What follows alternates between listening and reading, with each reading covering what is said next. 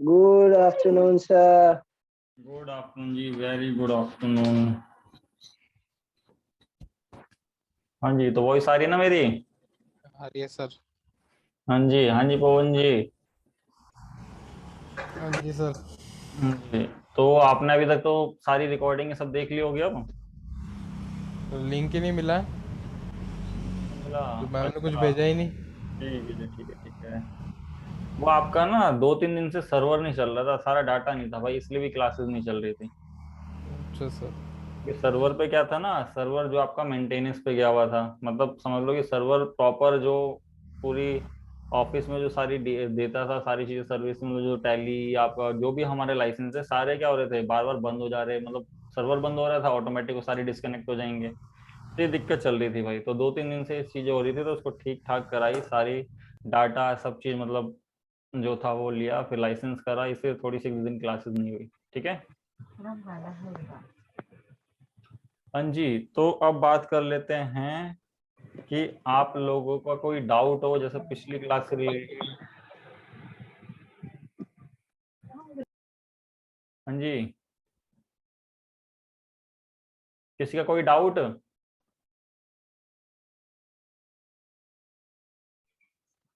Sir मेरा server काम नहीं कर रहा था यहाँ पे, इस वजह से मैंने बाकी दो जो लेक्चर थे टीडीएस कंसेप्ट और टीडीएस ट्रांजैक्शन के वो नहीं देखे अभी, तो वो देख के फिर अगर डाउट होता है मतलब क्या चीज क्या चीज क्या चीज? टीडीएस के जो कंसेप्ट थे ना वो अभी तक मैंने देखे नहीं है, क्योंकि मैं ट्रैवल कर रहा था, तो अच्छा मैं अच्छा, चलो ट्रैवल चलो, करने के बाद फिर कोई नहीं देख लेना उसे। बाकी जो आज की क्लास में करेंगे ना, आज की क्लास में देखो मैं आपको बता दूं, आज की क्लास में वो सारे टीडीएस के एडवांस कॉन्सेप्ट मैं आपको दिखा दे रहा हूँ। बाकी फिर हम थोड़ा जीएसटी का पढ़ेंगे, क्योंकि अभी जीएसटी की रिटर्न्स फाइल हो रही है। ठीक है। तो रिटर्न्स फाइल हो रही है, तो हम जो टैली से बना के अपलोड कैसे करेंगे वो क्लासेस हम पहले करेंगे। जैसे हमारा वो क्लासेस बाद का है, बट उस टाइम वो डेट ही नहीं रहेगी, तो रिटर्न कहाँ से फाइल होगी? ठीक है। तो इसलिए हम क्या कर रहे हैं जी, जो आपका रिटर्न्स वाले के लिए हमें जो डाटा प्रिपरेशन करनी होती है वो सारी चीज हम पहले करेंगे, उसके बाद फिर जो आज का टॉपिक है, बट आज का टॉपिक जो टीडीएस के एडवांस क्वेश्चन है मैं आपको ये शेयर कर दूंगा ये। ठीक है, कि इसमें आप देखोगे, मैं इसको समझा दे रहा हूँ, या आपको शेयर कर दूंगा, आप पढ़ भी लेना, जब तक आपको फिर एक्सेस मिल जाएगा मंडे से आपका पहले जीएसटी जो रिटर्न फाइल होगी हम वो करेंगे, क्योंकि क्या है जी आपका, क्योंकि अभी डेट चल रही है जीएसटी 1 के लिए या आईएफएफ, और थोड़ा सा मैंने जीएसटी का आपको डिफरेंसेस और रिटर्न्स का नहीं बता रखा है ना? हाँ जी। तो आज हम सबसे पहले यस। वो रिटर्न्स के और डिफरेंसेस दोनों देख लेंगे, क्योंकि आगे जब हम रिटर्न्स फाइल करेंगे तो वो सारी चीजें हमें पता होनी चाहिए। ठीक है। तो देखो सबसे पहले जो टीडीएस के क्वेश्चन हम इसको पढ़ लेते हैं, उसके बाद फिर हम चलते हैं जीएसटी पे। तो सबसे पहला चीज देखो कि Raj motors PVT receive a bill from Kumar advertisement agency से कितना, 1,12,360, but out of which is 1,05,000 is toward to advertisement service provided. जो आपका जो एक्सपेंसेस था वो एक्चुअल में इतना है। ठीक है। बट जो बिल आया वो मान लो इतने का आया, तो आपको बोला गया जो सर्विस है उसी पे टीडीएस कटना चाहिए। तो आप ऐसी ट्रांजेक्शन रिकॉर्ड करोगे जिसमें एक्सपेंस ये कंसीडर होना चाहिए टीडीएस का, बाकी जब इंक्रीज करोगे तो कंप्लीट एग्रीगेट अमाउंट से। तो ये एक थोड़ा सा एडवांस क्वेश्चन है। ये जैसे मान लो मैं आपको समझाता हूँ कि जैसे मान लो आपने किसी एडवर्टाइजमेंट कंपनी से एडवर्टाइजमेंट कराई, उनकी सर्विस ली, बट उसमें कुछ जो एक्स्ट्रा चार्जेस, मान लो कि जैसे आपने कोई होर्डिंग्स या कुछ वो करवाए, तो उस पर टीडीएस नहीं कटना था। तो आपने बोला भाई जो आपने सर्विस दिया आप उस पर टीडीएस काटना, बाकी अमाउंट पे टीडीएस मत काटना। तो इस टाइप की एंट्रीज आप कैसे अपने टैली प्राइम में रिकॉर्ड करोगे, पहला केस। ठीक है। फिर आपका देखो अगला केस करा, Raj motor PVT receive a bill Amtech computer traders computer से फॉर ₹1,00,000 टूवर्ड कमीशन चार्जेस।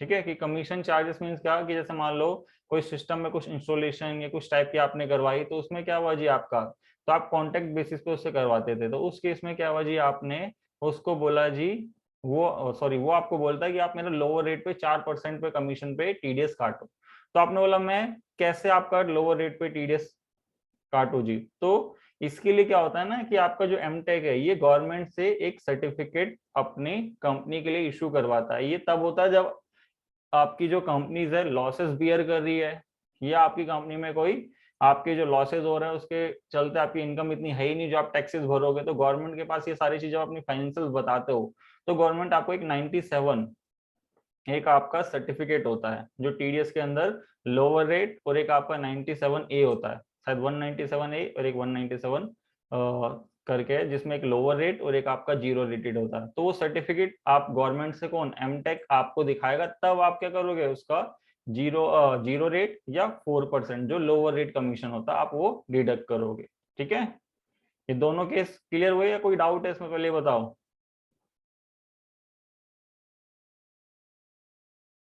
हाँ जी, एक बार फर्स्ट वाला बता देना। कौन सा वाला, सेकंड या फर्स्ट? फर्स्ट वाला। फर्स्ट वाले में देखो कहने का मीन्स ये है कि आपके पास बिल आ रहा है 1,12,360 का, बट आपको पता है जो एक्चुअल आपकी सर्विस है वो कितने की हुई है जी, जो आपने उनसे ली है, किससे, आपके जो ये एडवर्टाइजमेंट एजेंसी वाले हैं, आपके कुमार एडवर्टाइजमेंट एजेंसी वाले, उनको आपको पता है कि 1,05,000 की सर्विस थी, बट 5,000 मतलब जो आपका बाकी का 6,000 समथिंग कुछ लग रहा है, वो कुछ ऐसे कुछ मान लो मटीरियल कुछ ऐसे करके उस टाइप का था जो कि उसमें कंसिडर नहीं होनी है। तो उस केस में आपका टीडीएस जो कटेगा वो आपकी सर्विस वैल्यू पे कटेगा। ठीक है, तो ये एंट्रीज हमें कैसे रिकॉर्ड करनी होती है टैली पे, वो चीजें भी देखेंगे मतलब आने वाली क्लासेस में। आज हम खाली केस पढ़ रहे हैं क्योंकि सबसे पहले आपको ये समझ में आना चाहिए, कल को मान लो आपकी कंपनी में ऐसे केसेस हो रहे हैं तो आपको ये पता होना चाहिए इन पे टीडीएस की लायबिलिटी आपकी बनती है, आपको इसको डिडक्ट करना है और किस वैल्यू पे डिडक्ट करना है वो चीज भी। ठीक है, फिर सेकंड केस क्या कहता है कि सेकंड केस में यह है कि आप जिसका टीडीएस काट रहे हो वो क्या कहता है जी, मेरा लोअर रेट पे आप टीडीएस काटो, क्योंकि मैंने क्या करा है जी, गवर्नमेंट से एक सर्टिफिकेशन लेनी होती है जो 97 समथिंग करके है, एक तो लोअर रेट में 97 और आपका 97A जो जीरो रेट का रहेगा। तो उस केस में आप ये लोअर रेट और आपका जीरो रेटेड आपका टीडीएस डिडक्ट करोगे। ठीक है, हाँ जी वंश जी, अब क्लियर है आपका? सर ये ना फर्स्ट वाले में ना पेमेंट वाली जो जो हमारा पेमेंट अमाउंट होगा वो वाला कौन सा होगा? देखो पेमेंट तो हम पूरा ही करेंगे, बट जो टीडीएस कटेगा वो इस वैल्यू पे कटेगा, बस ये चीज है। ओके। ठीक है, हाँ जी, और किसी को कोई डाउट इन दो केस में? फिर देखो अगला आपसे कहेगा कि आपने क्या बोला कि आपकी कोई, आपने जिसको आपने क्या करा जी, किसी से आपने सर्विस ली तो उसका बिल रिसीव कोऑपरेटिव सोसाइटी आपकी, जिसके अंदर आपका 5 लाख का जैसे रेंट वेंट जाना होगा, तो उस केस में क्या हुआ जी आपका, कि उसने बोला कि मैंने भी गवर्नमेंट से क्या है सर्टिफिकेट 97A होता है समथिंग जो जीरो रेट पे करता है, तो मेरा टीडीएस आप मत काटिए जी, वो भी तब आप नहीं काटोगे जब ये आपको सर्टिफिकेट दिखाएगा। फिर एक अगला आप देखोगे केस कि आपका, कि जो आप 20 लाख रुपए लैंडलॉर्ड को दे रहे हो, तो इसमें क्या है जी आपका, कि ये कह रहा है जी आपका toward rent for the month of November. ठीक है, कि इसमें कहने का मीन्स क्या है जी, जो 2 लाख रुपए आप दे रहे हो इसे, इसमें एज ए एडवांस समथिंग आप पे कर रहे हो, तो उस केस में आपको एडवांस पे भी जो टीडीएस डिडक्ट होगा। ठीक है, फिर आप देखोगे एक अगला क्वेश्चन जो 5 है, उसमें क्या बोलेगा जी, आपके पास एक बिल आ रहा है, अब बिल किस चीज का आ रहा है, स्टॉक का, आपको पता है टीडीएस किस पे डिडक्ट होता है, सर्विस। सर्विसेज पे। बट अब देखो एक केस ऐसा आएगा कि मान लो कि आपके पास ये 100 मतलब आपके कितने हैं सप्लाई करो जो 2000 कंटेनर एट 100 रुपए पर कंटेनर, और जीएसटी का बिल मतलब 12% लग के चार्ज होके आ रहा है, बट आपको जीएसटी इन सब तो कोई लेने देना नहीं है, आपको ये देखना है कि आप उसको सर्विस क्या करो, तो container are printed with the company logo and other information. जैसा होता है ना कि आपने स्टॉक तो परचेज किया किसी से, आपने उसको स्टॉक को अपने कंटेनर में फिल कर लिया, बट कंटेनर पर आपने देखा होगा जैसे कि उसका लोगो या अपनी कंपनी की डिटेल प्रिंट करवानी होती है, वो काम आप खुद नहीं करते, किसी और से करवाते हो। हाँ जी, तो उस केस में क्या है जी, जो आप इस पे लोगो और ये प्रिंट कर रहे हो मतलब अपना करवा रहे हो, तो सामने वाला क्या करेगा, उस पर भी टीडीएस डिडक्ट करेगा, तो वो कैसा केस रहेगा और आपको कैसे उसकी एंट्रीज रिकॉर्ड करनी है। ठीक है, फिर आप अगला आओगे तो बोलेगा Raj motor receive a bill 1,10,000 from India electronic for fitting and आपका इंस्टॉलेशन वर्क, तो इसके केसेस में क्या है कि जो इसकी सर्विस है कितने की है जी, आप उसका देखोगे फर्नीचर एंड फिक्चर पे अकॉर्डिंग आपका जो इंस्टॉलेशन जो बेसिस पे रहता है, तो उसके अकॉर्डिंग कितना आपका इस पर टीडीएस बनेगा वो डिडक्ट करोगे। प्लस फिर अगला देखोगे ट्रांसपोर्ट एक्सपेंसेस आपका, जैसे आप कॉन्ट्रैक्ट बेसिस पे आप काम करवाते हो तो उस केसेस में भी आपके डिडक्ट होंगे। तो ये 8 ऐसे केसेस है जो कि आपको लगता है कि इस पे टीडीएस की लायबिलिटी बनती है और ये आपको नोटिस करना आना चाहिए। ये कहने का मीन्स क्या कि आपने मान लो कोई ट्रांसपोर्टेशन के थ्रू आप सामान भिजवा रहे हो, तो उस सब में आप बोलोगे उस सब में टीडीएस की लायबिलिटी कहाँ बनेगी, या मान लो आप इंस्टॉलेशन ये सब करवा रहे हो। अब ये सारे काम क्या होंगे, आप क्या करोगे, ये तो नहीं करोगे कि कोई लोकल पर्सन को पकड़ के ले आओगे, ये बताओ।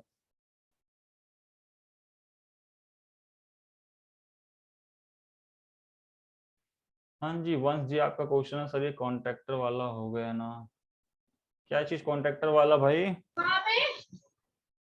सर ये ना 500 वाला कह रहा था जो आप अच्छा, बता रहे थे। मतलब इसमें देखो ये ना आपकी जो सर्विसेज है, जैसे कॉन्ट्रैक्ट बेस पे या एडवर्टाइजमेंट या कमीशन, इस टाइप के मतलब अलग अलग केस है, इसमें साफ साफ देखो आपको लिखा नहीं रहेगा। बट जब आप जो बिजनेस होते हैं ना, आप ये तो नहीं करेंगे कि किसी लोकल पर्सन को पकड़ के लाए और उससे काम करवा लिया, ऐसा तो नहीं हो सकता ना। वो Yes. क्या करेंगे, जो प्रॉपर इस लाइन में बैठा हुआ है और जो ये सर्विस आपको प्रोवाइड करेगा। तो लोग पता है क्या करते हैं, अगर आप एक बार ये सर्विस लोगे, वो बोलेगा मैं आपका 1 लाख रुपए लूंगा, फिर आप बोलते हो नहीं भाई मेरे को तो पूरा साल ही ये काम करवाने होते हैं। तो क्या करते हो जी, आप फिर उसमें डील कर लेते हो, तो उसको हम बोलते हैं एज ए कॉन्ट्रैक्ट बेसिस पे आप उसको काम दे रहे हो, ठीक है। तो उन सारे केसेस में आपका जो सेक्शन फॉलो हो जाता है 194C करके, जो कॉन्ट्रैक्टर का होता है, उस केसेस में आपके सारे फॉल करते हैं, और उससे रिलेटेड आपके जैसे तो कुछ कमीशन के भी होंगे, कुछ ऐसे करके। तो ये 8 ऐसे केसेस है जो अभी एडवांस है, जिसके अंदर आपको टीडीएस की लायबिलिटी आपकी बनती है और आप उस पर डिडक्ट करते हो, ठीक है।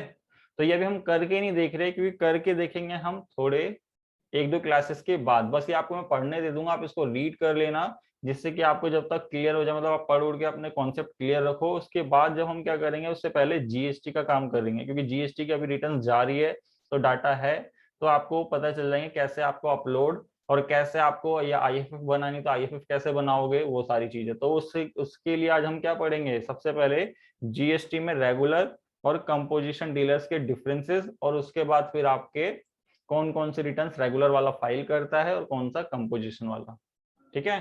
तो ये क्वेश्चन बस खाली आपको पढ़ने हैं, और आपको अगली से अगली मतलब 1-2 क्लासेस के बाद इसको डिस्कस करेंगे। क्लियर जी यहाँ तक, या किसी को कोई डाउट सा लग रहा है? क्लियर ना? Yes sir. अब बात करते हैं, देखो आगे जाके ना जो मंडे वाली हम क्लास में जो काम करेंगे, वो करेंगे हम आपकी आईएफएफ की एक रिटर्न फाइल करेंगे, ठीक है। अभी आईएफएफ क्या है और जीएसटीआर 1 क्या है, तो उसके लिए क्या करते हैं जी, हम थोड़ा सा चलते हैं कहाँ पे, बोर्ड पे जी, अपना जो व्हाइट बोर्ड है। हाँ जी, तो सबसे पहले एक चीज बताइए, जीएसटी में रजिस्ट्रेशन लेने की लिमिट क्या है?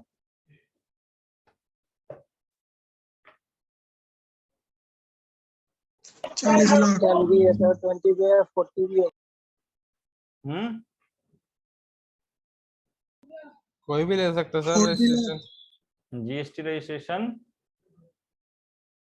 कोई भी ले कोई भी सकता है? पवन जी ने बोला कोई भी ले सकता है जी। अब मान लो कोई स्टेशनरी की शॉप चला रहा है, या कोई दूध की डेयरी चला रहा है। नो सर, जिसका टर्नओवर 40 लाख होगा सर। देखो सबसे पहली चीज तो आपको याद रखना है, जीएसटी रजिस्ट्रेशन वो लेते हैं सबसे पहले जो ऑलरेडी बिजनेस तो पहले से रन कर रहा हो, किसी अथॉरिटी या कोई गवर्नमेंट की ऐसी, जैसे एक्साइज, वैट, सर्विस टैक्स सब में रजिस्टर्ड थे किसी ना किसी में, तो उसको तो कंपलसरी जीएसटी नंबर लेना है, ठीक है।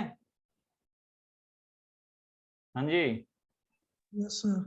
वो हो गया एक तो। और दूसरा क्या होता है कि गवर्नमेंट ने बोला कि हम आपको क्या कर रहे हैं, लिमिट दे रहे हैं। लिमिट पहले 20 लाख और 10 लाख की आई थी, बट आपकी गवर्नमेंट ने 1/4/2019 को चेंज कर दिया, तो हम नई वाली लिमिट ही पढ़ेंगे कि गुड्स के केस में कितनी है। 40 लाख 40 लाख जी, ठीक है। और आपका सर्विस 20 लाख 20 जी। ये तो हो गए किसके लिए, नॉर्मल स्टेट, नॉर्मल। ठीक है। फिर आपके आगे जी, अब आपके स्पेसिफाइड स्टेट।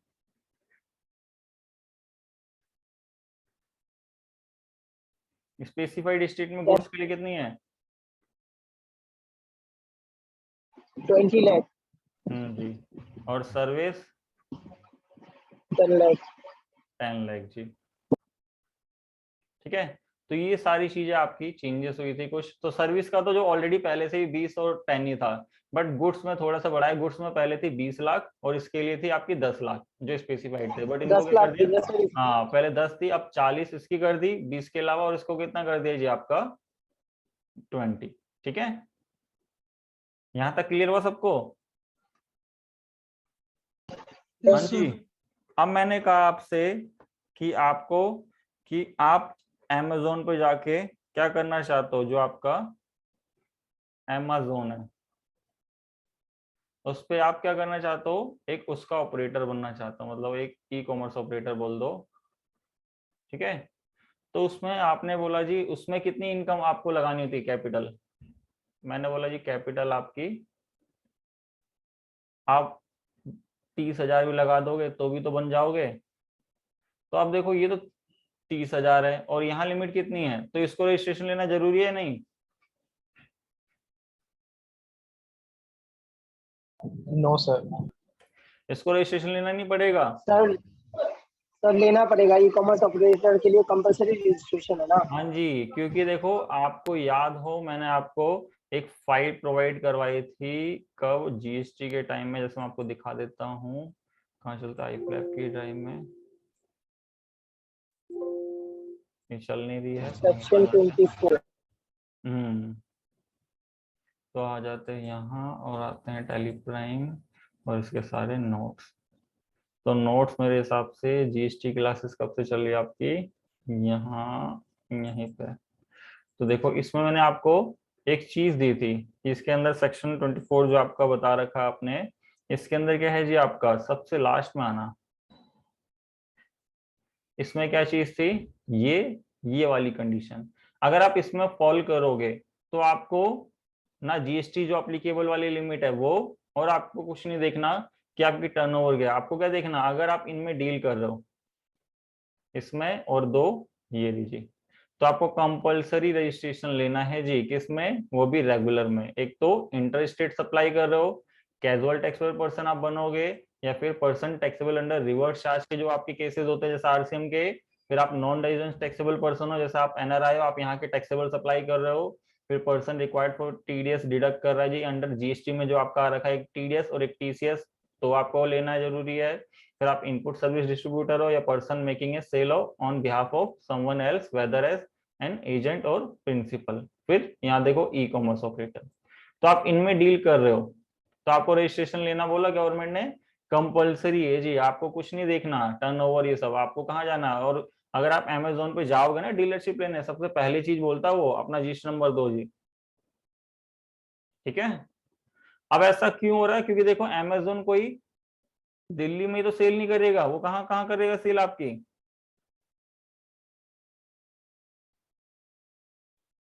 हाँ जी सब पूरे इंडिया। ऑल ओवर इंडिया, और वो तो ऑल ओवर वर्ल्ड है जी, है ना। हाँ जी, कहाँ गए जी सारे? क्या यस सर? सर। मतलब Amazon आपको सेल दिल्ली में दिल्ली करके देता है या कहाँ कहाँ करता है सेल आपकी वो? All over world. All over world, all over India आपको all करेगा। over आप तो चलो आप इंडिया करो, बट वो तो ऑल ओवर वर्ल्ड है। तो उसके लिए क्या है, गवर्नमेंट क्या बोलेगी जी, आप तो हर जगह करवा रहे हो, तो आपको रजिस्ट्रेशन भी उसको भी रेगुलर में लेना होता है और आपको भी रेगुलर में रजिस्ट्रेशन लेना होता है। ठीक है, अगर आप इन 12 कंडीशन में फॉल करते हो तो आपको ये नहीं देखना रेगुलर कंपोजिशन, आपको बस ये देखना रजिस्ट्रेशन वो भी रेगुलर में। समझ गए ये चीज क्लियर? हाँ ओके जी, सर।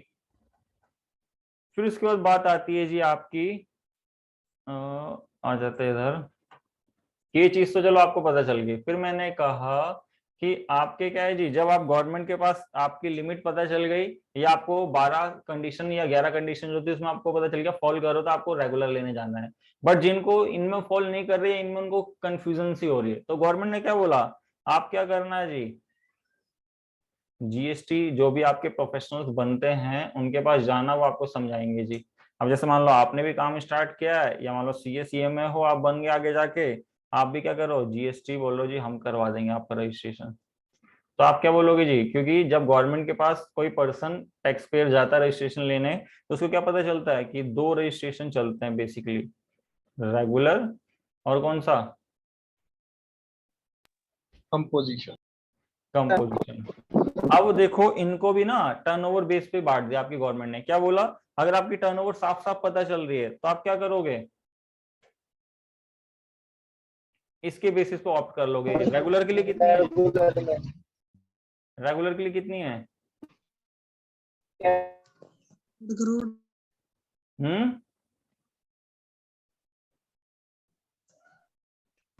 और ये 1.5 करोड़ से बिलो। कौन बोला, उसकी वॉइस कट रही है। ठीक है, तो ये दो लिमिट आपकी गवर्नमेंट ने बोल दी कि एक रेगुलर एक कंपोजिशन के लिए। बट आपने बोला कि जैसे मान लो कि मेरी टर्नओवर इतनी जाएगी नहीं, तो मैं मान लो आपकी टर्नओवर 80 लाख जा रही है, फिर आपकी गवर्नमेंट ने क्या बोला, 80 लाख जा रही है, अगर टर्नओवर देखोगे तो आप बोलोगे इसमें चले जाओ। फिर बोला जी आप टर्नओवर मत देखो, आप क्या करो, जब आपको पता चल रहा है कि सिंपल, कि आपको कंफ्यूजन इन दोनों में कि आपकी टर्नओवर इतनी नहीं जा रही, या मान लो इससे अबव है तो आप सिंपल रेगुलर में चले जाओ, अगर उससे कम है तो आप सोच रहे इसमें जाऊं। बट इसमें फिर आपको 3 चीजें आपको याद रखनी है। 3 चीजें कौन सी जी, मैंने आपको पहले ही बताया है। पहले तो इनपुट नहीं मिलेगा। इनपुट नहीं, वो तो डिफरेंस हो गया ना। आप सबसे पहली चीज नेचर ऑफ बिजनेस, ठीक है। फिर नेचर ऑफ ट्रांजैक्शन, फिर आपका nature of goods and services. तभी तो आप इसमें डिफरेंशिएट कर पाओगे, क्योंकि यही 3 चीज सबसे मैटर करती है। क्योंकि 3 चीज देखोगे तो तभी आपको इसके डिफरेंस और इसके डिफरेंस पता चलेंगे। ठीक है, तो मैंने कहा जी हाँ जी, अब मेरे को पता चल गया जी, मेरे को टर्नओवर बेस पे तो क्लियर नहीं हो रहा, बट मेरे को क्या करना है, आपका रजिस्ट्रेशन लेना है। तो आप मैं क्या देखूंगा, नेचर ऑफ बिजनेस किस चीज का कर रहा हूँ, क्योंकि इसमें सब चीज अलाउ है, इसमें कुछ चीजें अलाउ नहीं है। फिर नेचर ऑफ ट्रांजेक्शन, कि इसमें सारी ट्रांजेक्शन है, इसमें कुछ ट्रांजेक्शन आपकी अलाउड नहीं है जी। फिर कौन कौन सी गुड्स और सर्विस इसमें है, इसमें नहीं है जी। फिर कौन से कंप्लायंसेस आपको करने पड़ेंगे। तो ये 3 चीज अगर आप नोटिस कर जाते हो तो ये दोनों क्लियर हो जाएंगे जी। तो हम चलते हैं सबसे पहले, हम 3 चीजों के लिए हमें जो पॉइंट्स है कि रेगुलर वाला क्या करता है, ऑल गुड्स एंड सर्विस में डील कर सकता है या नहीं कर सकता। Yes sir. और कंपोजिशन वाला क्या करेगा, ऑल गुड्स एक्सेप्टेड किसको जी, कौन बताएगा।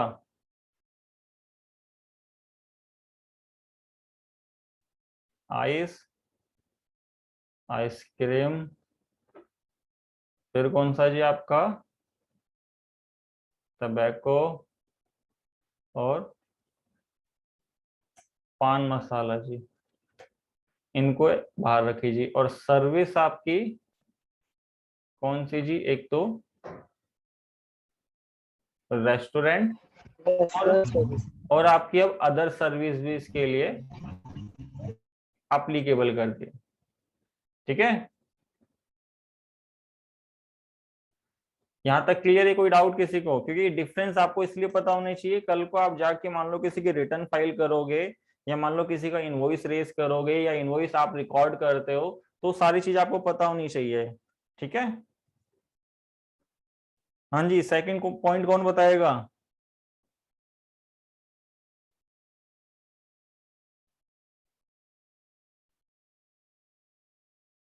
हाँ जी, डिफरेंसेस तो सबको पता होने चाहिए इसके, जीएसटी के।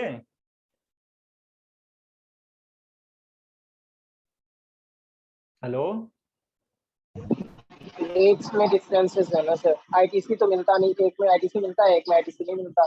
हाँ, और बाकी बहुत सारे अभी देखो इसमें जो मेन मेन है, एक आईटीसी तो मेन है ही आपका, अभी उस पे आएंगे तो पूरी बात करेंगे।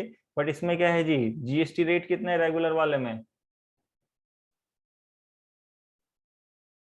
हाँ जी, 3, 5, 12, 18 और 28। और इसमें इसमें कितने रेट है,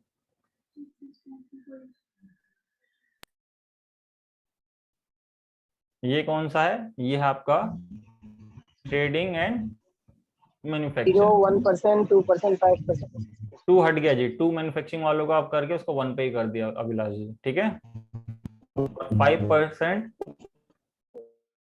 रेस्टोरेंट, और ये अदर देन रेस्टोरेंट आपका, ठीक है जी। तो ये आगे आपके 2 डिफरेंसेस आपको पता चल गए। अब आते हैं अगले पेज पे तीसरा, कि अब आपका ट्रांजेक्शन, इंटरस्टेट सेव भी नहीं कर सकते ना सर? हाँ जी उस पे भी आ रहा है अब आपका ट्रांजेक्शन, क्योंकि आप रेगुलर है। आप जैसे कल को, ये पता है किस लिए मैं आपको बता रहा हूँ, क्योंकि कल को मान लो आपसे ही कोई आपका कोई नॉन का पर्सन, फ्रेंड, फैमिली मेंबर, या कोई आपका कोई अड़ोसी पड़ोसी आपसे पूछ ले जी कि आप अब आपको जीएसटी आप ये सब पढ़ रहे हो, तो आप मेरे को मान लो सजेस्ट कर दो मैं कौन सा रजिस्ट्रेशन या जीएसटी में क्या क्या प्रोविजन होते हैं, मैं क्या डीलर टाइप लूं, ये सारी चीजें, तो आप उसको गाइड तो कर सकते हो ना। या कल को मान लो आप क्या कर रहे हो, अपना ही काम कर रहे हो, अपना काम मीन्स क्या, जैसे मान लो छोटी मोटी पार्टीज आपको मिल जा रही है, तो आप क्या कर रहे हो, उसकी रिटर्न या मान लो उसके कंप्लाइंसेस करने स्टार्ट कर दे रहे हो, तो उसमें ये चीज आपको पता होनी बहुत जरूरी है। अब मान लो आपको तो पता है टैली पे बिल बना दो, ये कर दो, वो कर दो, बट इस बार क्या है जी, टैली से जो बिल बन रहे हैं वो करेक्ट कैसे बनेंगे, उसमें HSN किसके लिए मैंडेटरी है, कौन सा टैक्स रेट है, तब पता होगा जब भी तो करोगे। हाँ जी, या नहीं करना आपको, ये बताओ, या नहीं करोगे, उसको बोल दोगे नहीं हम नहीं करेंगे जी आपका। नहीं सर, ऐसे कैसे करेंगे? अच्छा करोगे ना, मतलब अभिलाष जी करेंगे, बाकी सारे नहीं करेंगे।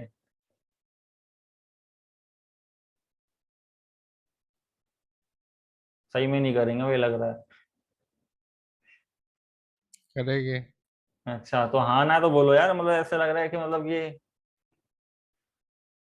हाँ जी विकास जी रेस हैंड करके बोल रहे हो, करेंगे जी, बिल्कुल करना चाहिए आप लोगों को। जैसे देखो आप साइड बाय साइड, अब छोटे छोटे डीलर्स है, ये छोटी छोटी जो पार्टियां है, मान लो जिस चीज में आ रही है उनको काम बड़ा करना है, वो सीधा एक सीए के पास तो नहीं जा सकते। सीए थोड़ी ना बोलेगा कि मेरे को बस 500 रुपए दे दो, या 1000 रुपए दे दो, या 2000 रुपए दे दो। वो ऐसे थोड़ी ना करेगा, वो तो क्या करेगा, वो एक मोटी फीस चार्ज करते हैं जी, और वो छोटे मोटे को तो देखते ही नहीं है। तो उसके लिए आप भी एक प्रोफेशनली अगर आप अपना काम करना चाहते हो, तो एक छोटे लेवल पे स्टार्ट करके आप एक बड़े लेवल पे आ सकते हो, ठीक है। अब आपने बोला ट्रांजेक्शन कौन सी करेगा, तो ट्रांजेक्शन आपको पता होना चाहिए कि ये आपका इंटर और इंट्रा, सेल हो या परचेज हो, या सेल हो या परचेज हो, ये बात कर सकते हैं जी। साथ में ये एक्सपोर्ट और इम्पोर्ट। इंपोर्ट आपका, बस इन्हें एक एलयूटी लेना होता है, वो कर सकते हैं। और इनकी ट्रांजेक्शन क्या है जी, जो ये ट्रांजेक्शन करेंगे इंटर। ये इंट्रा करेंगे, हाँ इंट्रा। सेल और परचेज।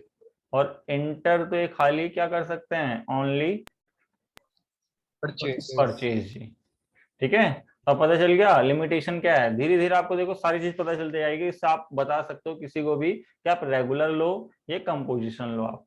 फिर आपने यहाँ बोला जी अगली चीज क्या है, तो अगली चीज हम बोल देते हैं जो आपके, जो ये डॉक्यूमेंट इशू करते हैं, ये क्या जी, टैक्स इनवॉइस बना सकते हैं ये, yes sir.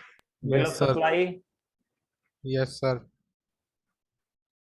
Bill of entry,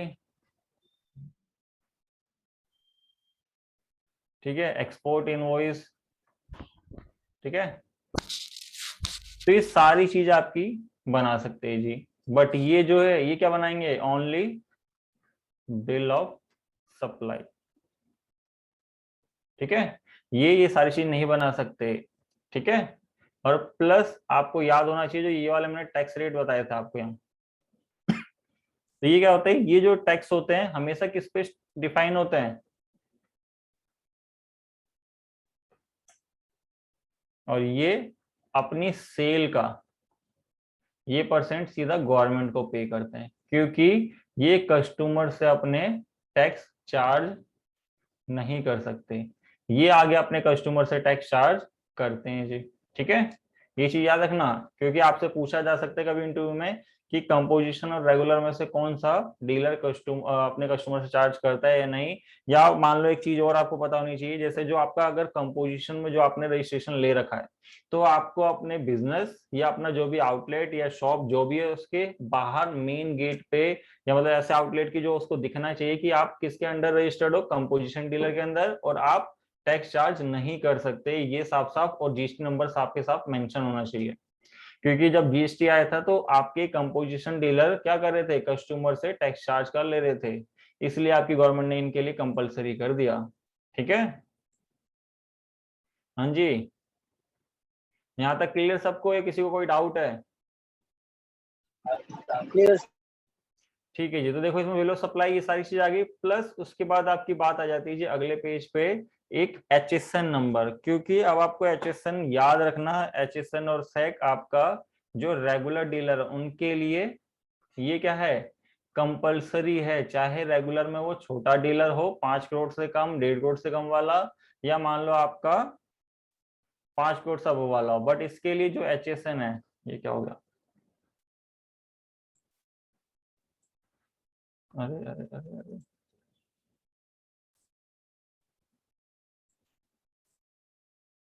ये देखो इसके लिए क्या है जी आपका HSN और SEC कंपलसरी है जी अब आपका। और कब से कंपलसरी कर दिया, जो आपका ये फाइनेंशियल ईयर आया अप्रैल से, उसमें तो बोल देगी अगर आपका इनवॉइस कोई सही बन रहा है, टैक्स इनवॉइस आपका, उसमें HSN डिफाइन करना बहुत जरूरी है, वरना आपकी 50,000 की पेनल्टी है। और प्लस इसके लिए HSN और SEC कोड, क्योंकि छोटा डीलर है तो गवर्नमेंट ने बोला जी आपके लिए नॉट अप्लीकेबल, कि आपको बताओ ना जरूरी नहीं है जी, बट इसको बताना बहुत जरूरी है जी। क्योंकि पहले क्या होता था, 2 करोड़ से नीचे वालों को टर्नओवर मतलब अपनी जो HSN कोड होते थे, किसी के लिए कंपलसरी था किसी के लिए नहीं था, बट अब की बार सबके लिए कंपलसरी कर दिया इन्होंने। बस क्या बोला कि आप जो उससे ज्यादा बड़े डीलर हो वो आप 4 डिजिट लिखना, उससे छोटे वालों को 6 डिजिट लिखना, ऐसे करके आप मैंडेटरी कर दिया है जी। फिर यहाँ आ जाता है आपका आपका ITC, इसके लिए ITC अवेलेबल होता है जी, और इसके लिए ITC जो अभिलाष जी कह रहे थे नॉट अवेलेबल। ये कौन बताएगा कि इसके लिए अवेलेबल क्यों है, इसके लिए नॉट अवेलेबल क्यों है?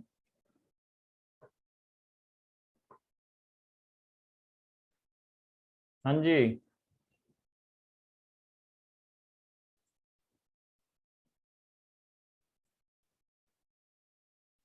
हेलो,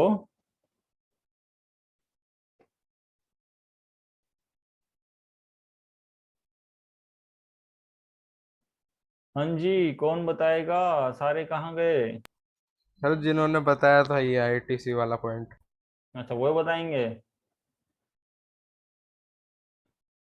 हाँ पवन जी, आप नहीं बताओगे? पता नहीं सर। आपको पता ही नहीं यार, कैसी बात कर दिया आपने। हाँ जी वंश, आप बताइए फिर। वंश बताएगा। अच्छा,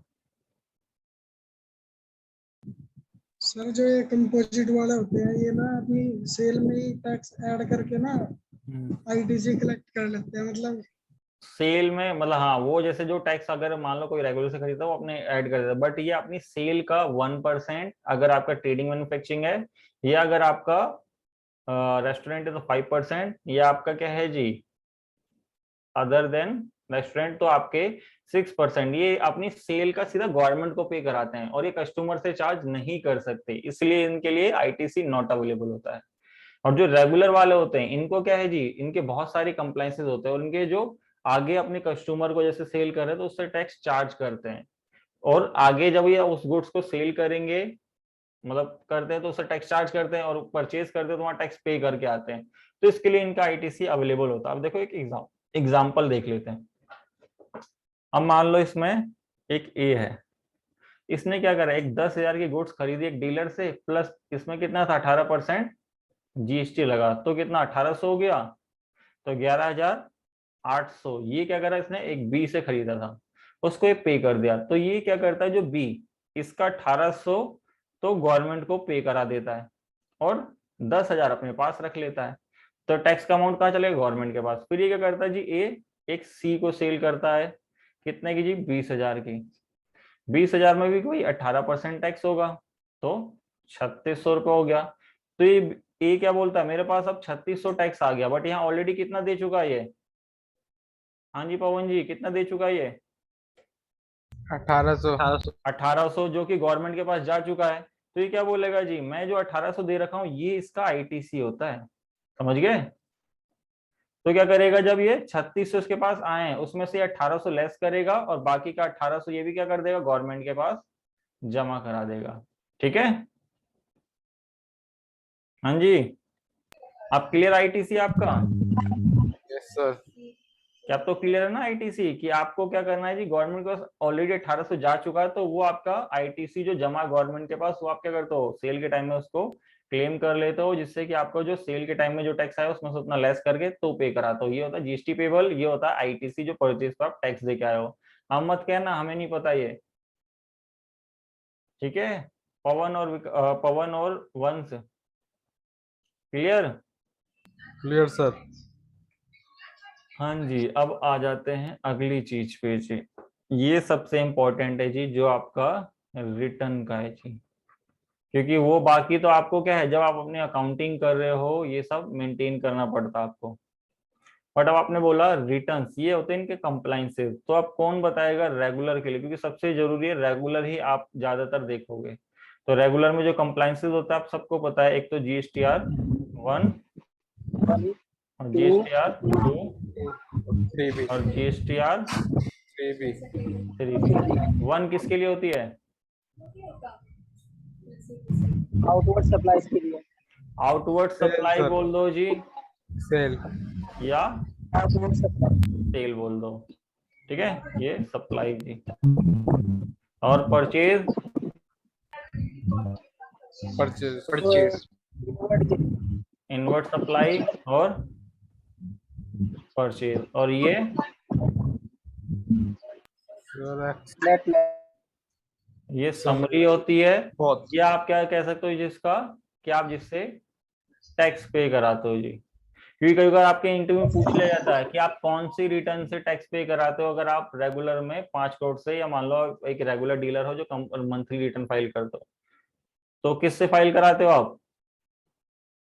3B। 3B से, क्योंकि बच्चे इसमें कंफ्यूज हो जाते हैं कई बार, क्योंकि ये दोनों होती है आपकी अपनी इंफॉर्मेशन आप बताते हो, कि जिसमें सेल की और जिसकी परचेज वाली आपको आप रिटर्न फाइल नहीं करनी होती है, ऑटोमेटिक क्या होती है, जनरेट होती है। ठीक है, तो फाइल आपकी एक ये करी जाती है और एक ये करी जाती है जी। बट ये क्या है जी, आपको खाली व्यू करना होता है पोर्टल पे और टैली में रिकॉर्ड रखना होता है सारा जी। ठीक है, क्लियर यहां तक? हाँ जी। अब देखो इसमें गवर्नमेंट ने क्या करा, इसमें गवर्नमेंट ने बोला जी आपको 2 केसेस दे दिए जी। तो अगले पेज पे करते हैं कि क्या बोला जी, एक तो 5 करोड़ से अबव और 5 करोड़ से बिलो।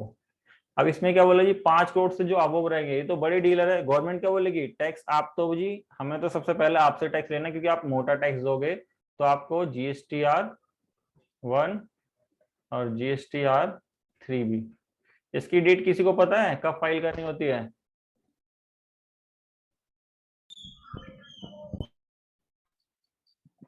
को क्या निकला सर इसका GSTR 1 GSTR 1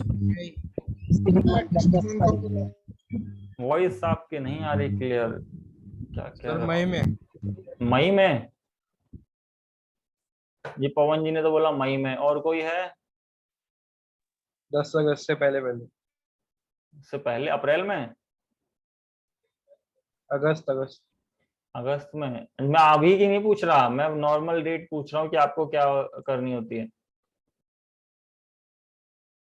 देखो GSTR 1 जो जाती है आपकी, पहले 10 को जाती थी, बट अब क्या है, नेक्स्ट मंथ ऑफ 11। ठीक है, याद रखना। और ये क्या होता है, नेक्स्ट मंथ ऑफ 20 आपकी। ये 2 डेट कर दीजिए आपकी, कि कहने का मीन्स क्या है, जैसा आपका जुलाई गया है, तो अगर आप 5 करोड़ से अबव की टर्नओवर है, तो आप क्या करोगे, GSTR 1 11 तारीख को अपनी फाइल करोगे, या मतलब उससे पहले भी कर सकते हो, 11 तारीख लास्ट डेट है उसके बाद, वरना आपकी क्या होगी जी, उस पर आपकी पेनल्टीज लेट फाइलिंग के लिए और आपके टैक्स पे इंटरेस्ट कैलकुलेशन हो जाएगा जी। वैसे ही सेम 3B में।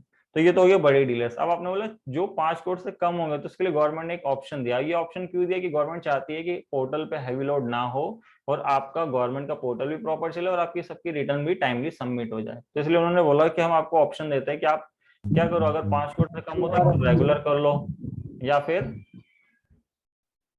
क्वार्टरली। जी थोड़ी सी राइटिंग ठीक नहीं आएगी तो देख समझ लेना, ठीक है, कि रेगुलर और क्वार्टरली। इनको बोला अगर आप क्या करते हो, अगर आप क्वार्टरली ऑप्ट नहीं करते तो आप क्या करोगे, GSTR 1 11 को ही फाइल करोगे और GSTR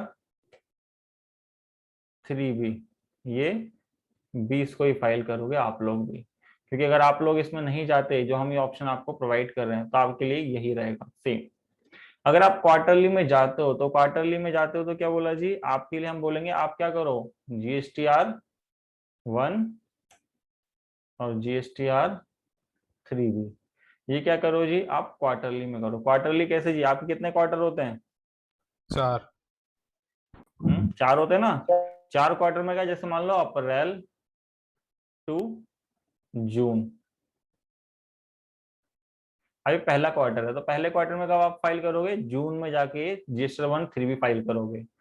तो ये बोला जी गवर्नमेंट ने। तो ये वाला तो खुश हो गया जो क्वार्टरली ऑप्ट कर रहा है, वो क्या बोल रहा है कि मेरे को तो क्वार्टर में रिटर्न फाइल करनी होगी, वो भी एक बार। आप लोग क्या करोगे, हर मंथ में 2 रिटर्न फाइल करोगे, जिससे 24 और एक एनुअल आपकी बन जाती है, 25 रिटर्न मान लो हो जाएगी। बट इसमें फिर एक चीज बोला जी आपकी गवर्नमेंट ने, इसमें देखो एक कंक्लूजन क्या निकला कि जो क्वार्टरली वाले हैं, अब मान लो ये क्वार्टरली वाला क्या कर रहा है, एक इस बड़े डीलर को सेल कर रहा है और ये बड़ा डीलर इससे परचेज कर ले रहा है, या मान लो चाहे यही इससे परचेज कर रहा है और ये इसको सेल कर दे रहा है। तो इसमें दिक्कत क्या आई गवर्नमेंट के लिए कि गवर्नमेंट ने क्या बोला, ये सब तो मंथली रिटर्न फाइल करेंगे और ये क्वार्टरली। तो इस केस में क्या हुआ जी, जैसे मान लो एक एग्जांपल लेते हैं, इनमें से कोई सा भी पार्टी ले लेते हैं कि मान लो एक बड़े डीलर ने क्या करा, 1 लाख रुपए का, छोटा सा मतलब एक एग्जांपल ले रहे हैं, वो तो करोड़ों में जैसे जाती है ट्रांजेक्शन, 1 लाख रुपए का इनसे माल परचेज किया जिसमें 18% टैक्स था जी। तो इसने 18,000 क्या करा, इसने 18,000 ये इस पार्टी को पे कर दिया और ये अपनी मंथली रिटर्न फाइल करने गया और इसने क्या बोला जी, और इसने आगे जाके गुड्स 2 लाख में सेल कर दी किसी को, तो इसके पास आ गया 36,000 टैक्स। तो इसने बोला मैं 18,000 तो क्या करा जी, इसको दे दिया, ये गवर्नमेंट को जमा करा देगा। और गवर्नमेंट के पास ये गया और बोला जी गवर्नमेंट को मैं 18,000 दे दे रहा हूँ। गवर्नमेंट ने क्या बोला जी, ये आप 18 मत दो, मेरे को क्या देना आपको, जो आप ये लोगे आपके 36 के 36 मेरे को दो। क्यों, क्योंकि ये तो रिटर्न कब भरेगा, हाँ जी क्वार्टर में। क्वार्टर में भरेगा। बट ये क्वार्टर में जमा कराएगा, गवर्नमेंट के पास क्या होगा जी, क्वार्टर में जाएगा टैक्स। और ये बंदा कब मांग लेगा गवर्नमेंट से, ये तो हर मंथ मांगेगा ना। मंथ में ही मांगेगा ना। तो क्या हुआ, इन दोनों में ऐसा डिस्प्यूट हुआ कि गवर्नमेंट को दिक्कत आने लगी टैक्स कलेक्ट करने में। तो गवर्नमेंट ने क्या बोला, ऐसे तो क्या होगा, हमारी बहुत सारी मतलब एसएससी जो हमारे जो टैक्स पेयर है उनको बहुत सारी ऐसी दिक्कतें आएगी और बहुत सारे फिर क्या करेंगे, अपनी टैक्स फाइलिंग में उनको गड़बड़ी आएगी, प्रॉपर टैक्स नहीं दे पाएंगे या प्रॉपर उनको इनपुट नहीं मिलेगा। तो इसमें तो बहुत गड़बड़ हो रहा है जी क्वार्टर वाले में। तो उन्होंने क्या बोला, आप लोग तो यही फाइल करते रहो, हम क्या कर रहे हैं क्वार्टर में 1-2 फॉर्म्स और ला दिए उन्होंने। अब कौन से ला दिए, तो क्वार्टरली वालों को क्या बोला कि एक तो आप क्या करोगे, ऐसी ट्रांजेक्शन होती है तो आप IFF करो जी। IFF क्या, जो आपने सेल का इनवॉइस किसको, रेगुलर वालों को या जिसको भी आपने करा है उस मंथ की आप IFF बना दो। IFF मींस क्या, इनवॉइस फर्निशिंग फैसिलिटी। कि जिससे क्या होगा, आप जब इनवॉइस फर्निशिंग फैसिलिटी मींस क्या कि आप उसका इनवॉइस दिखा दोगे मेरे को किसमें, IFF में, तो मैं क्या करूंगा उस पर्सन को उतना इनपुट दे दूंगा, है ना, कि उतना इनपुट उसको क्लेम करने दे दूंगा, जिससे कि वो वाली पार्टी भी खुश रहेगी, उसको भी मतलब उसका इनपुट मिल गया और आप भी क्या करोगे, मेरे को वो इंफॉर्मेशन बस प्रोवाइड कर देना। ठीक है, समझ गए अब आप। IFF कौन करता है, कंपोजिट डीलर। कंपोजिट डीलर करता है भाई, रेगुलर वाला ही करता है, उसमें जो क्वार्टरली ऑफ करके रखता है। ऐसा मत बोल लेना, उनकी रिटर्न अभी डिस्कस नहीं करी है। किस किस को क्लियर हुआ पहले ये बताओ।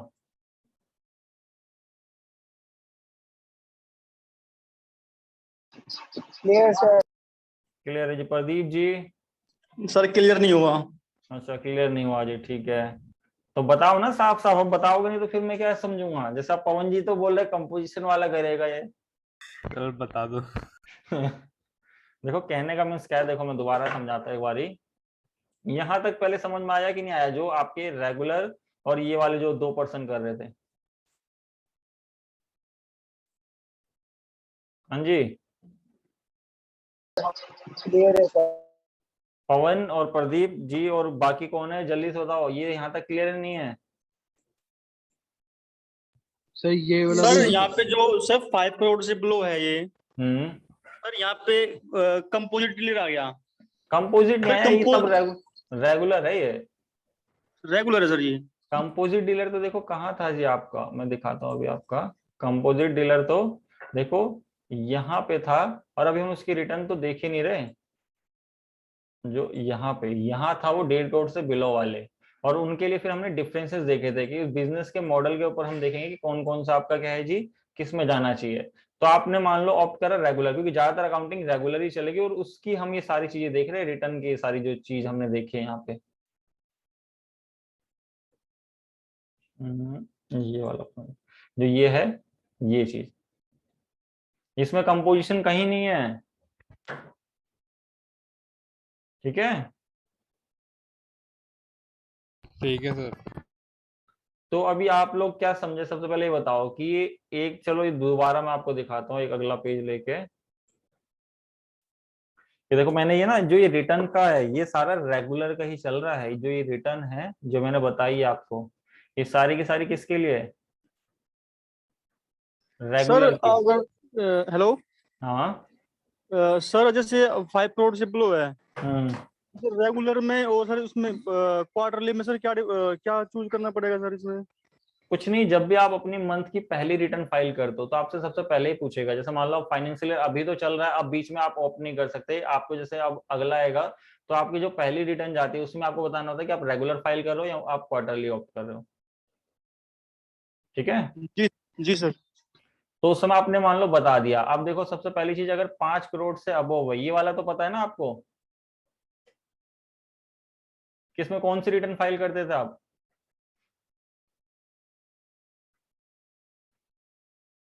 जीएसटी ये दोनों 1 करते और थे मंथली बेसिस पे, मंथली बेसिस। ठीक है।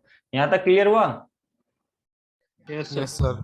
सर मैंने कहा जो आपके 5 करोड़ से बिलो है, ये गवर्नमेंट ने ऐसा इसलिए करा क्योंकि मान लो अब सब जो रेगुलर में भी जो छोटे छोटे टैक्स भरते हैं वो भी 20 को फाइल करे, जो बड़े जो गवर्नमेंट को 20-20 लाख रुपए टैक्स देते हैं वो भी 20 को फाइल करे। तो गवर्नमेंट को क्या होगा कि अब मान लो उसके चक्कर में पोर्टल नहीं चला, गवर्नमेंट के पास तो टैक्स नहीं आ पाएगा ना, इसलिए गवर्नमेंट ने बोला आप 20 को फाइल करो। बाकी जो आप लोग हो, हम आपको ऑप्शन देते हैं कि आप रेगुलर भी ऑप्ट कर लो, हमें कोई दिक्कत नहीं है, या फिर आप क्वार्टरली ऑप्ट कर लो, ठीक है। तो रेगुलर में क्या हुआ, बोला अगर आप ये ऑप्ट करते हो मतलब अपनी मंथली रिटर्न फाइल करोगे तो आपके लिए तो सेम है कि आप GSTR 1 और GSTR 3B कब कब भरो जी, आपका वही सेम 11 और 20 को, नेक्स्ट मंथ ऑफ ये। बट अगर जो क्वार्टरली वाला है इसको क्या बोला कि आप अपनी GSTR 1 और GSTR 3B कब भरो जी, आप क्वार्टर के एंड में। मींस क्या, 4 क्वार्टर है, 4 क्वार्टर के एंड में, मतलब आप खाली क्या करो 4 महीने में, मतलब हर अप्रैल से लेके जैसे मान लो जून है तो इसमें क्या जून में आप ये फाइल करो। तो इसमें दिक्कत क्या आई, यहाँ तक पहले क्लियर हो, ये बताओ। Yes sir sir. क्लियर है। क्लियर है ना कि आपका रेगुलर क्या है, मतलब 5 करोड़ से वो, उससे बिलो वाला क्या है, और क्वार्टरली जिसने ऑप्ट करा। अब देखो इसमें यहाँ तो गवर्नमेंट ने फिक्स कर दिया, सब खुश थे ही, हाँ जी मेरे को क्वार्टरली भरनी है, मेरे को मंथली भरनी है, मेरे को ये भरना है।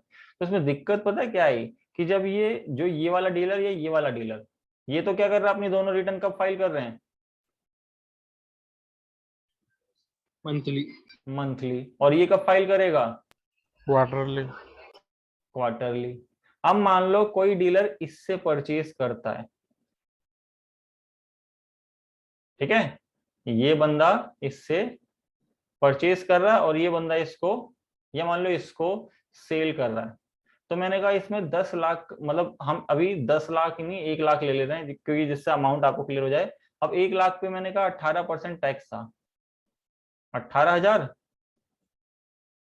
कितना हो गया जी? 11 लाख, सॉरी 1,18,000। हाँ जी, हेलो, यस सर। जी सर, जी सर। जहां तक समझ गए ना? 1,18,000 क्या हुआ? इस बड़ी वाली पार्टी ने जो मंथली रिटर्न फाइल करते हैं दोनों में से, इसको पे कर दिया। इसने लेके बैठ गया जी कि मेरे को, हाँ चलो इसको कब टैक्स भरना होगा? क्वार्टर में। इसने क्या बोला? अब मैं अपनी मंथली रिटर्न फाइल करने जा रहा हूँ, और ये जो मैंने 11 मतलब 1 लाख का माल खरीदा, 18,000 इस पे टैक्स था, और मैंने जब इसको सेल करा, जैसे इसने किसी को सेल भी करा होगा, इसने बोलो 2 लाख का किसी को सेल कर दिया, उस पर कितना टैक्स आ गया 18% के हिसाब से? हाँ जी, 36,000 सर। 36,000 आ गया जी। तो अभी 36,000 आया, तो इसको तो पता है मैंने 1 लाख की गुड्स खरीदी थी, उस पर कितना था? 18,000 मेरा इनपुट था। इसी को बोलते हैं ना जो हम परचेज पे करके आते हैं। Yes sir. तो मैंने कहा ये इनपुट था, इसमें से मैंने लेस करा, अब मेरे को पता चल गया हाँ मैं गवर्नमेंट को और 18,000 ही दूंगा। तो मैं गया गवर्नमेंट के पास, क्या करना है जी? ये टैक्स देने। तो गवर्नमेंट ने क्या बोला? भाई आप ये 18,000 किस बेसिस पे दे रहे हो मेरे को तो आप 36 दोगे। ये बोला जी क्यों 36 दूंगा, मैंने तो 18 उसको पे कर दिया अपने डीलर को। अब वो डीलर क्या बैठा हो निकला जी कि वो अपनी रिटर्न क्वार्टरली भरेगा, है ना? हाँ यस जी, सर। तो क्वार्टरली भरेगा, तो ये तो अपना कब? जून में फाइल करेगा, और ये कब फाइल कर रहा है? अप्रैल में। तो इसको तो इनपुट नहीं मिल रहा है। ऐसे क्या होगा? या ये वाला पर्सन इससे परचेज ही ना करे, इसका तो बिजनेस फिर ठप हो जाएगा। तो गवर्नमेंट ने क्या सोचा? ऐसे तो फिर क्या होगा? टैक्स कलेक्शन में दिक्कत आनी शुरू हो जाएगी मेरे को, मतलब गवर्नमेंट को, है ना? समझे यहां तक? जी सर, यस क्लियर है सर। सर। क्लियर ना? जी अब सर। कि गवर्नमेंट ने बोला ऐसे तो क्या होगा? ये वाला पर्सन इससे खरीदे ना, ये वाला पर्सन इसको बेचे ना। अभी किसको ढूंढेगा? जो क्वार्टरली जो मेरे से मतलब टैक्स ले, और ये किसको ढूंढेगा? जो मंथली। ऐसे करके तो बिजनेस करना बहुत मतलब मुश्किल हो जाएगा, और मुश्किल के साथ साथ गवर्नमेंट को टैक्स मिलना भी मुश्किल हो जाएगा। तो गवर्नमेंट ने क्या करा? गवर्नमेंट ने बोला कोई बात नहीं जी, हम इसका भी सोल्यूशन लाते हैं, क्योंकि गवर्नमेंट को जैसे ही टैक्स नहीं मिलता वो अपना दिमाग शुरू कर देते चलाने के लिए भाई। ठीक है, तो गवर्नमेंट ने क्या बोला कि हम क्या ला रहे हैं जी? IFF। IFF किसके लिए? जो क्वार्टरली रिटर्न फाइल करते थे, उनको क्या बोला? आप क्या करोगे? IFF करोगे। किसके लिए? आप अप्रैल, जैसे अप्रैल है टू जून, ये रिटर्न थी और आप जून में फाइल करते थे। तो जब तक आपके जो 2 महीने के इनवॉइस है, उन सब पर्सन को क्या होगा? इनपुट नहीं मिलेगा। तो उन्होंने बोला आप अप्रैल और मई, इन 2 महीने क्या करोगे? IFF फाइल करोगे अपनी, और बाकी तीसरे महीने में अपनी GSTR-1 और GSTR-3B ये फाइल कर लेना। तो ये बोला जी ठीक है। तो ये IFF की डेट क्या निकली? उन्होंने बोला आप नेक्स्ट मंथ ऑफ 13 तक करोगे। समझ गए? और IFF में क्या होता है? IFF में आपको पता होना चाहिए इनवॉइसिंग फर्निशिंग फैसिलिटी होती है। कि कहने का मीन्स का, जब भी आप कोई डीलर से आप परचेज करते हो, किससे? B2B वाले का ही करना होता है, ओनली ये याद रखना, क्योंकि B2C कस्टमर तो गवर्नमेंट के पास टैक्स लेने जाता है। हाँ जी, नो सर। तो B2B वाला जो ये है, इसका ही IFF करना है। तो क्या बोला जी? आप बस क्या करोगे? अपने पोर्टल पे जाओगे, और जो आपने सेल करी है उसमें आपको बस बता दोगे मैंने हाँ इस पार्टी से सेल करी है, और इतने का टैक्स मेरे पास कलेक्ट हो चुका है। जिससे गवर्नमेंट क्या हो जाएगी? गवर्नमेंट श्योर हो जाएगी हाँ जी कि मेरे को किसको अब इनपुट दे दूं? जो मंथली रिटर्न फाइल कर रहा है। समझ गए? Yes sir. क्लियर यहां तक? Yes sir. ठीक है जी। तो गवर्नमेंट ने बोला जी हाँ इस टाइप से आप IFF करोगे मैं दे दूंगा जी। फिर गवर्नमेंट ने क्या बोला? आप जो ये क्वार्टरली फाइल कर रहे थे यहाँ पे, तो गवर्नमेंट क्या बोल रही है? अगर आपने भी मेरे को 3 महीने बाद टैक्स नहीं दिया तो मैं आप पे कैसे विश्वास कर लूं? हाँ जी, आपकी गवर्नमेंट इन पे विश्वास नहीं कर रही। क्या बोल रही है? आप होते छोटे डीलर्स, मान लो आपने इतनी बड़ी सेल कर दी, और आप क्या करे जी? मेरे को मतलब अप्रैल मई तो दे नहीं रहे, जून में आप टैक्स नहीं दिया मेरे को 3B के थ्रू। तो गवर्नमेंट ने क्या बोला? हम आपके लिए क्या कर रहे हैं? IFF तो साथ साथ करो, साथ के साथ आप मेरे को मंथली टैक्स भी दे दो PMT-06 के थ्रू। समझ गए? गवर्नमेंट इनको भी नहीं छोड़ रही। गवर्नमेंट बोल रही आप रिटर्न तो फाइल करना अपनी कब? जून में, मतलब जो क्वार्टर का एंड वाला मंथ होगा।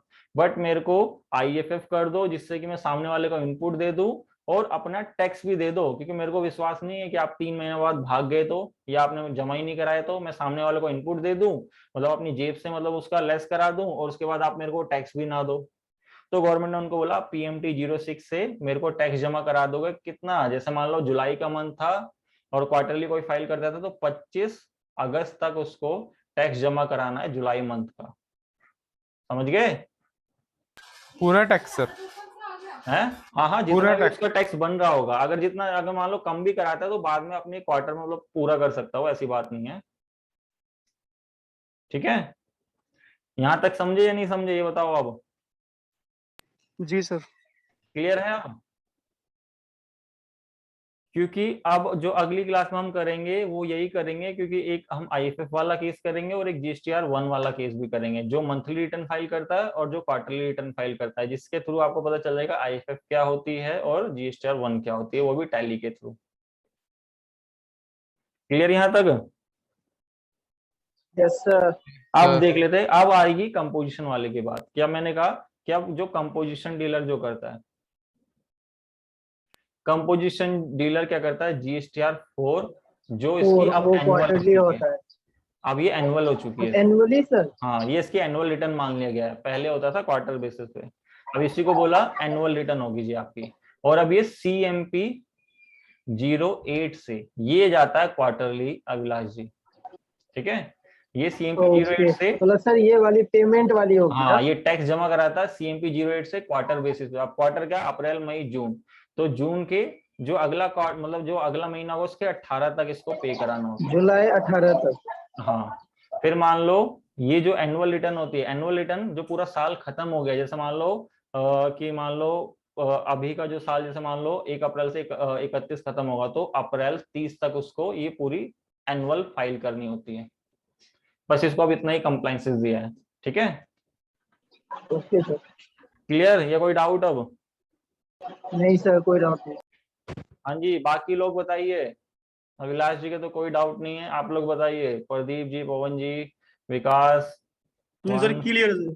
क्लियर है ना अब? क्योंकि हमें ही ना ये सारी चीज Clear, इसलिए sir. पता होनी चाहिए कि जब हम रिटर्न फाइल करने जाएंगे तो हम अब ये थोड़ी ना छोटी छोटी चीजें हम कहीं से ढूंढे या करें, पहले ये सारी चीज हमें पता होनी चाहिए कि जिससे कि हमें कौन सी रिटर्न कौन सी डेट में जानी है, कौन कौन सी रिटर्न फाइल करता है, क्योंकि आगे जाके आप रिटर्न्स का भी तो देखेंगे टैली से।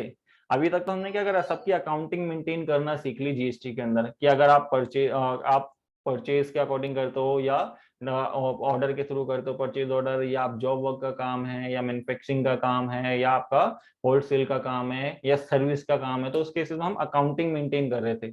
अब अकाउंटिंग मेंटेन करने के बाद हमें सबसे पहले GST के डिफरेंसेस और रेगुलर कंपोजिशन के जो कंप्लायंसेस है वो पता होंगे, तभी तो हम रिटर्न फाइल करेंगे। वरना क्या होगा, हम बस खाली अकाउंट्स बना के बैठ गए, गवर्नमेंट के पास टैक्स नहीं दिया, गवर्नमेंट आ गई जी हमारे बिजनेस प्लेस पे या हमें बुला ले जी अपनी जगह।